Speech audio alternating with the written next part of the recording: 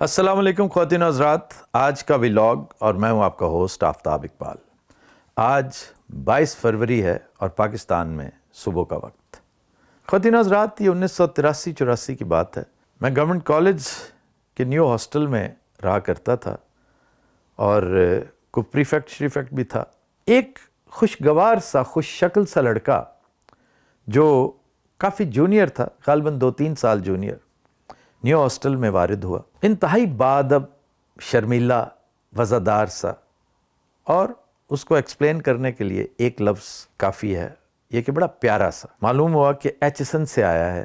وہ جب بھی ملاقات کرتا ہے تو نہایت تمیز کے ساتھ، نہایت ادب کے ساتھ، احترام کے ساتھ سر جھکا کے بات کرتا ہے۔ بس جی جی جی جی کیا کرتا تھا، اور لطف کی بات یہ کہ پٹھان تھا، خالص پٹھان۔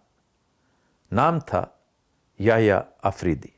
پتہ چلا کہ ہمارے دوستوں میں سے بہت سوں کا ایچسن میں بھی جونیئر رہ چکا ہے اور پولو کھیلتا ویلتا ہے، کیونکہ اکثر اس کے ہاتھ میں ہم نے گھوڑے کی زین، کاٹھی وغیرہ دیکھی۔ پھر اس کے ابا کو سرکاری افسر بھی تھے، جن کا ہمارے کچھ دوستوں کے بزرگان کے ساتھ ایک تعلق تھا۔ تو نیسیسریلی یہ نوجوان ہمارے گروپ میں پایا جاتا تھا۔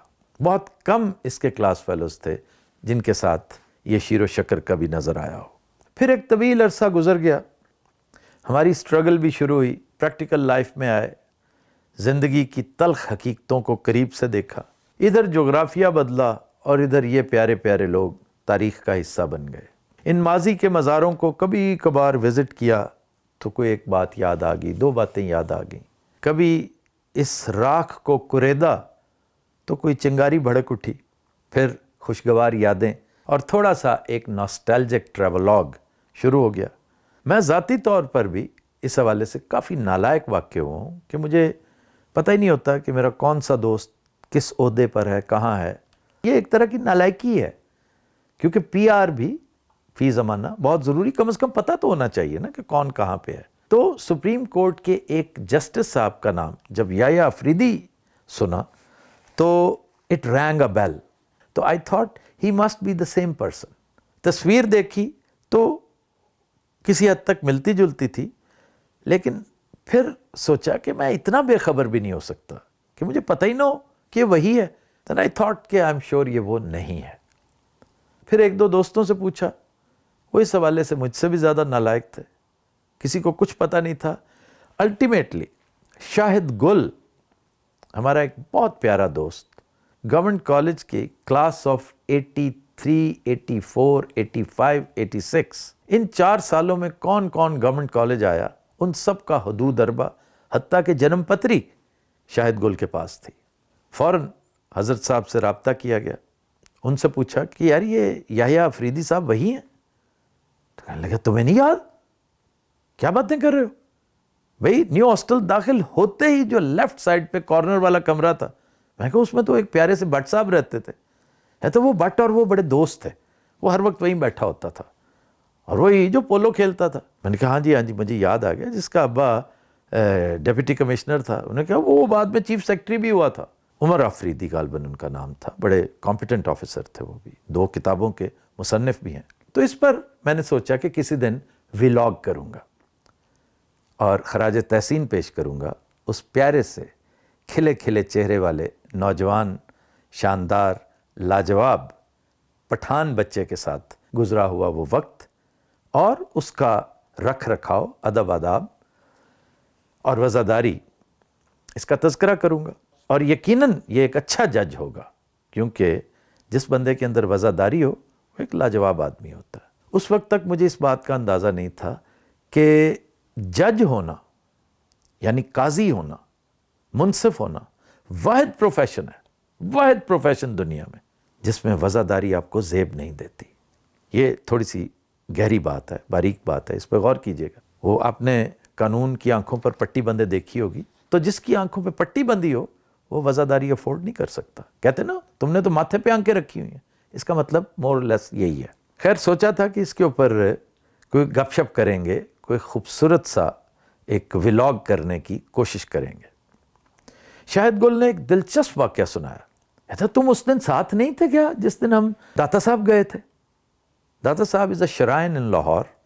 داتا صاحب کا مزار ہے, وہاں پر جاتے 24 گھنٹے لنگر چلتا ہے. یہ سب سے مشہور بات وہاں کی ہے. جیسے اجمیر شریف ہے اسی طرح کی یہ جگہ ہے. قوالی ہو رہی ہوتی ہے, زائرین آتے ہیں اور لنگر شنگر چل رہا ہوتا ہے. ہر کوئی اپنے اپنے مسلک اور اپنی اپنی توفیق کے مطابق وہاں پر وقت گزارتا ہے.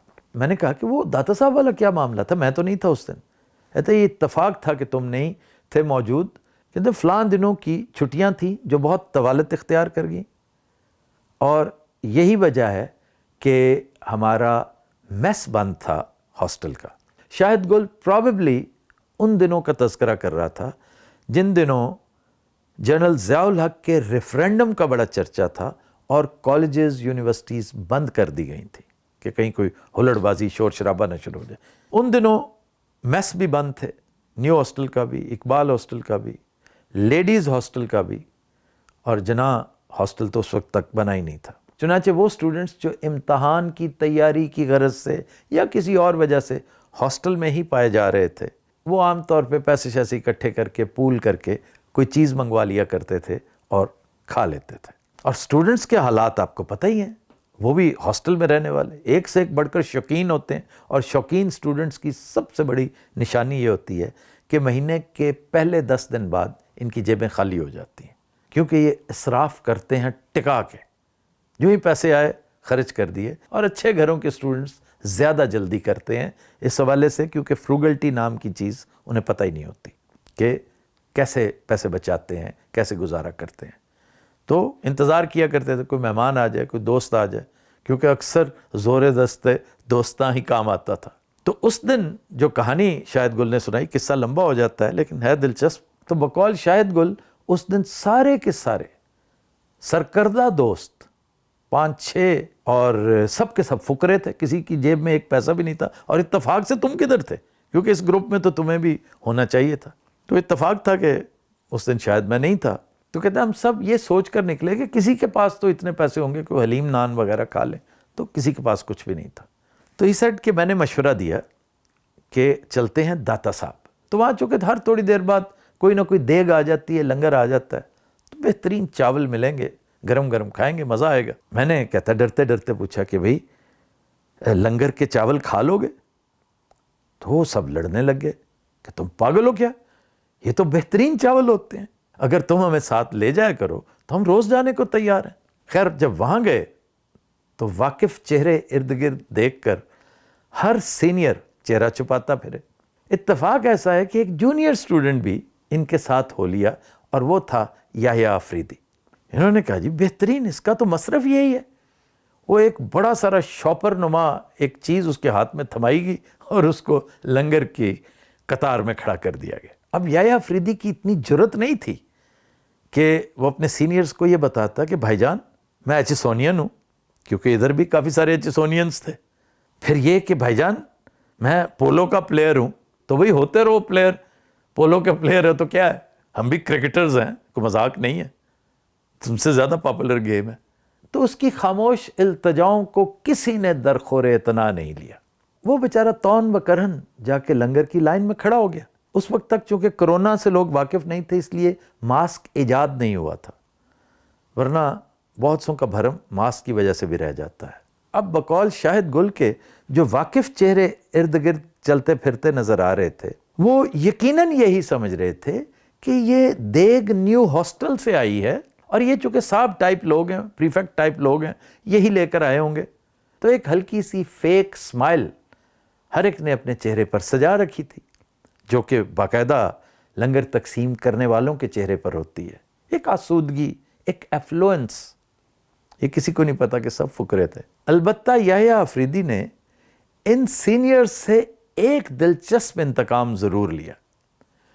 کہتے ہیں کہ شاپر بھرواتے وقت وہ لانگری کو بار بار بتا رہا تھا اور بآواز بلند بتا رہا تھا کہ اکیلا میرا حصہ ہی نہیں, یہ جو ساتھ کھڑے ہیں ان کا بھی دو, کیونکہ یہ بھی میرے ساتھ بیچارے لنگر کرنے آئے ہیں. تو شاید گل بتاتا ہے کہ وہ جو شناسہ چہرے تھے اب بار بار ہمارے قریب آتے, ہمیں دیکھتے اور ہم ان سے نظریں چراتے رہے.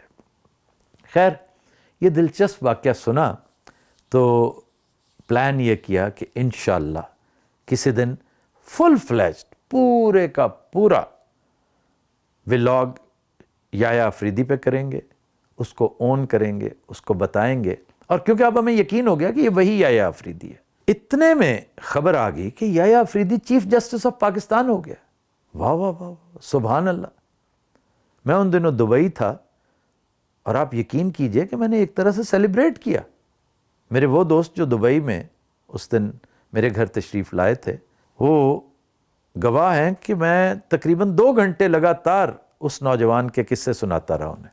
اس وقت تک میں نے یہ قصہ نہیں سن رکھا تھا جو شاہد گل نے مجھے ریسنٹلی سنایا، لیکن خوب دلچسپ باتیں سنائی اور لوگوں نے خراج تحسین بھی پیش کیا گورنمنٹ کالج کو، نیو ہاسٹل کو. اور ہم بڑی پرائڈ سے تذکرہ کرتے رہے کہ جناب ہمارا برخوردار تھا، ہمارا جونیئر تھا، دیکھو آتے ہی اس نے کشتوں کے پشتے لگا دیے. کیونکہ خواتین و حضرات، آپ کو یاد ہوگا کہ یحییٰ آفریدی نے آتے ہی جو 2-3 ڈیسیژنز لیے، 2-3 سٹیپس لیے، جو اس کی اٹھان تھی، اس کا اندازہ ہوتا تھا کہ ہی از اے سیریس مائنڈڈ جج، ہی مینز بزنس.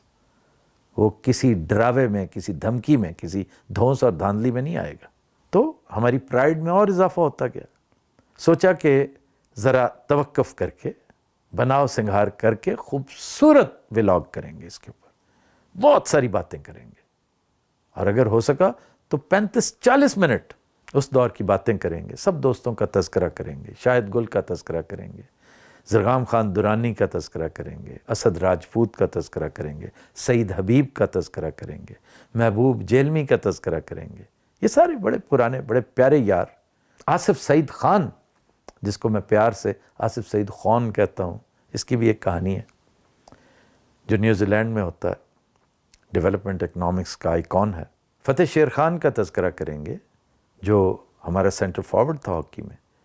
خواجہ جنید اور خواجہ اویس کا تذکرہ کریں گے، جو ہر وقت فتح شیر خان کے ساتھ ہوتے تھے، ہمارے بھی بڑے پیارے دوست ہیں.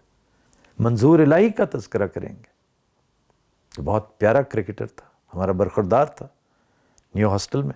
خیر، ابھی میں ایک اچھا ولاگ پلان کر ہی رہا تھا کہ یحییٰ آفریدی نے اپنے اصلی رنگ دکھانے شروع کر دیے. میرا ماتھا ٹھنکا. میں نے کہا یہ تو یحییٰ آفریدی ہے ہی نہیں. میں نہیں مانتا، سوال ہی پیدا نہیں ہوتا. پھر ایک دوست سے پوچھا، اس نے بھی حیرت کا اظہار کیا کہ یار وہ یحییٰ آفریدی تو بڑا ہی لاجواب اور خوشگوار آدمی تھا، یہ وہ یحییٰ آفریدی لگتا نہیں ہے. شاہد گل کو فون کیا اور پوچھا، یار آر یو شور کہ یہ وہی یحییٰ آفریدی ہے؟ اب شاہد گل کا رویہ بھی قدرے مختلف لگا. وہ بیچارہ بھی بجھا بجھا، دکھی سا، خاموش سا. وہ بات بدلنے کی کوشش کر رہا ہے، کوئی اور بات کرو یار، کچھ اور بات کرو، کوئی یہ کرو، کوئی وہ کرو.